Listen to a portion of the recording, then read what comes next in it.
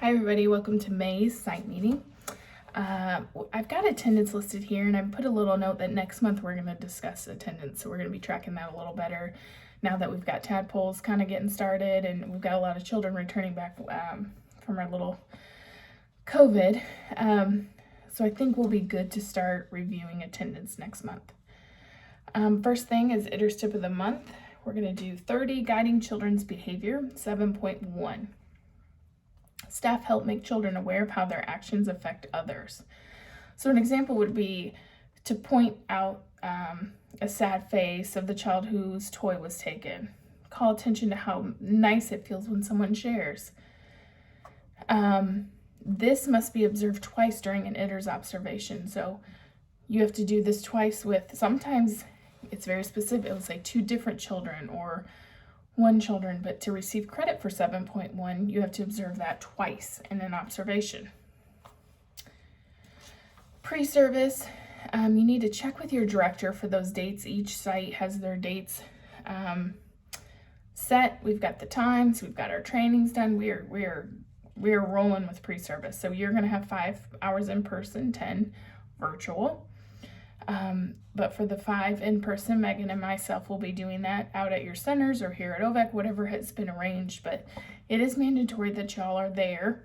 So you need to get with your director and get those dates saved, okay? CDA.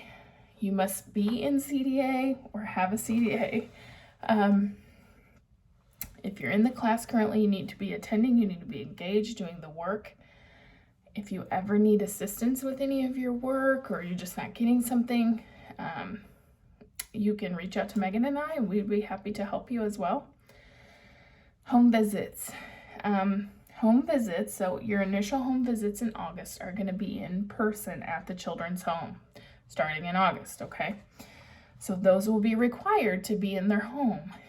For some reason, in unique situations, you can do them outside of the children's home, like outside on the porch or what have you, but those need to be pre-approved through myself or Megan, because we need to be back in the children's home meeting with families.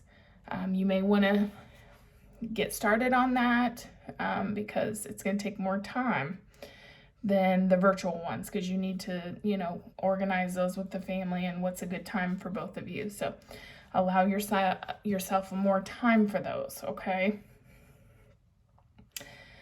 Tadpoles.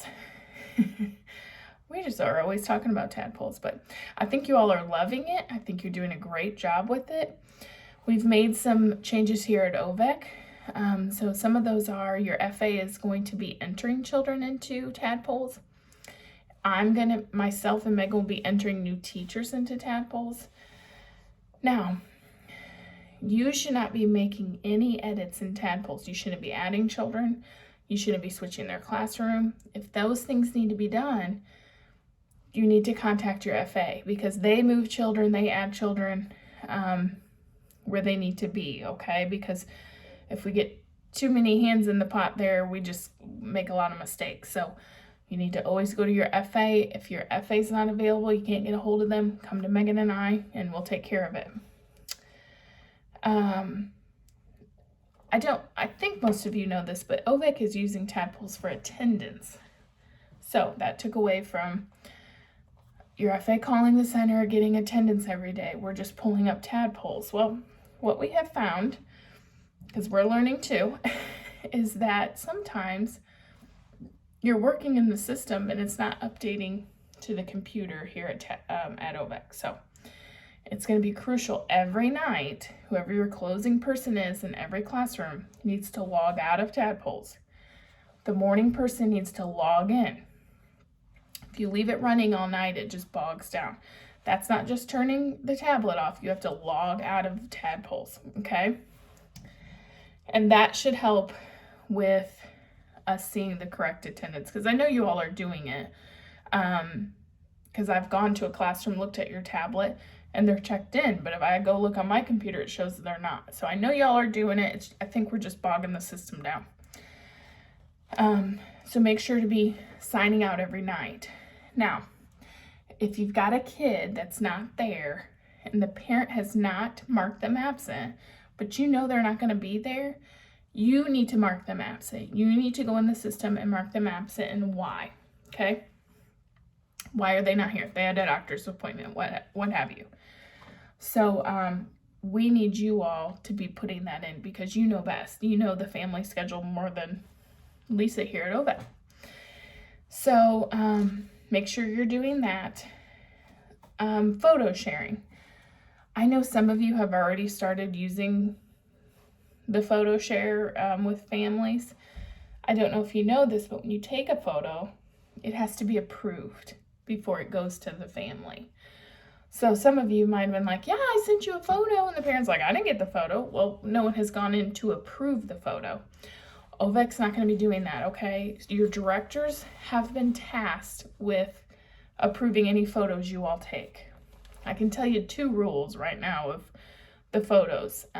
No photos of like a child gets hurt and we're going to send them a picture of the injury. Also, we have to be careful of taking other kids in the background of the picture. So I'm sure you all know this. And I haven't seen any crazy photos in there that are inappropriate, but just know if you take a picture, you may have to go to your director and say, hey, I took this really great picture. Can you approve it so it can go to mom or dad? Okay.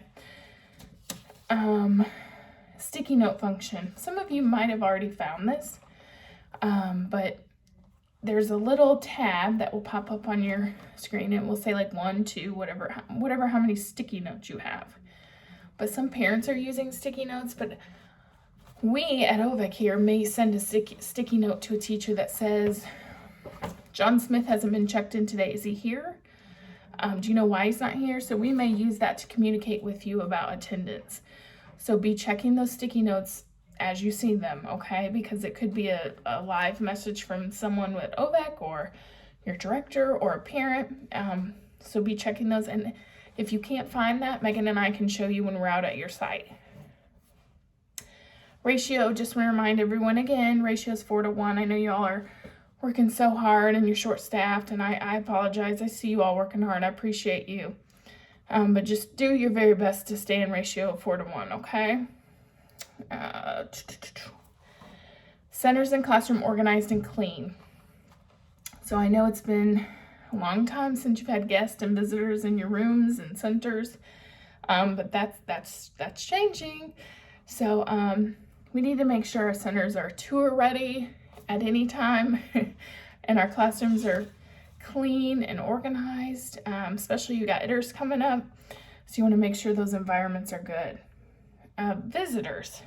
So that being said, they lifted some of the restrictions, licensing did. So Megan and myself will be back in the classrooms, which we're very excited about, to see you all and spend some time with you and talk to the kids more. So you will be having more visitors now. ITER schedule. Now that we can be in the classroom, we are going to conduct ITERs in the fall. Actually, we're probably going to start late July, early August. That being said, you need to find this book in your center. Each classroom has one. Should. It's the ITERs 3, and you need to start reading through this book.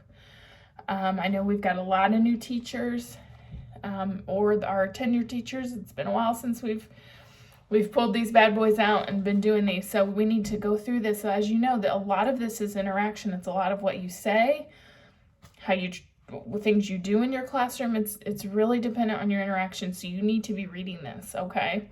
So you're ready come July, August. Positive classroom environments. We need to be cautious of our tone, our volume of our voice. I know my girls have heard me say this, but control doesn't come from the volume of my voice.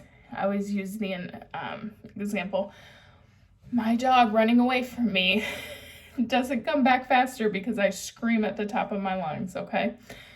So power is not from the volume of our voice, okay? So we need to be more cautious of how we're talking to children. What is our tone? What is our volume? Also, timeout. It's been brought to my attention we're doing a lot of timeout in classrooms. We don't do timeout. We don't say, when we get back to this classroom, you're going to sit in the corner. Okay, no, we're not doing that, okay? If you need some new strategies to use with a difficult child, you need to reach out to your mental health specialist. Gabby or Sam, I know, would come, call you, give you good strategies. Now that we can be back in the classroom, I can come help you be in the classroom and work with a child if you're struggling with a specific child. But timeout is not a redirection tool we use, okay? So maybe another option would be, Johnny, let's go read a book. Come read a book with Miss Jennifer. I've got my favorite book here today. Let's sit and read it together. And maybe that just kind of resets and gets Johnny back together, okay? Wear a mask properly to protect yourself and children. So they did lift all those requirements but the mask. So we are still wearing masks. Due this month, you've got second conferences due May 30th. So you should be working on those now. You should have printed 2 copies of the child's developmental learning report. One goes in their blue folder, one goes to the parent. You should have also done the take-home activities. Those will be done over the phone or FaceTime, whatever, and then capturing that signature at drop-off and pickup, okay? Upcoming training and events. This site visit sign-off is going to be due June 1st. Megan and I will be around to pick those up. Next program planning meeting is June 18th. That will be virtual. Checkpoints are going to be due July 30th. I know some of you had issues with your documentation saving. That was an issue. TSG did tell me, we know about it, we're fixing it. And they have told me it's fixed now. So we should be good. We should be documenting every day. So we're prepared for July 30th. Pre-service, we talked about that earlier. But you are going to have those virtual trainings you're going to have till October 1st. They'll come out July 1. You have till October 1st to complete it. I would go ahead and just knock it out right away because time can get away from us. Especially we're going to be doing ITERs in August, September, and maybe October, depends. I would hit hard in July and get those hours done, okay? Specialist information is below, as always. If you need something, reach out to them. Our school readiness goals, we're going to do number 1 this month. Children will increase their ability to participate cooperatively and constructively in a group. So that aligns with TSG Objective 3A, balances needs and rights of self and others. Age-appropriate implementation of baby doll circle time helps children understand the needs and rights of others in the group. Encourage children to respect the space of others in the circle and think about the needs of the babies. Modeling responsive caregiving with both the children and baby dolls increases empathy and builds awareness and needs of others. TSG Objective 1C takes care of own needs appropriately. Talking about the baby doll needs provides language for children to express on their own needs appropriately.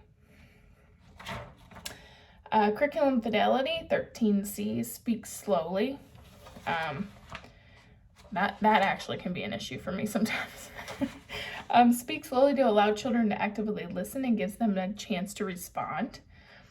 The next one is 14E, encourages development of writing skills. So draw attention to writing, point out print and environment, and offer experiences with writing tools. I know you all do that every day, but just being more aware of that and practicing that in your classroom.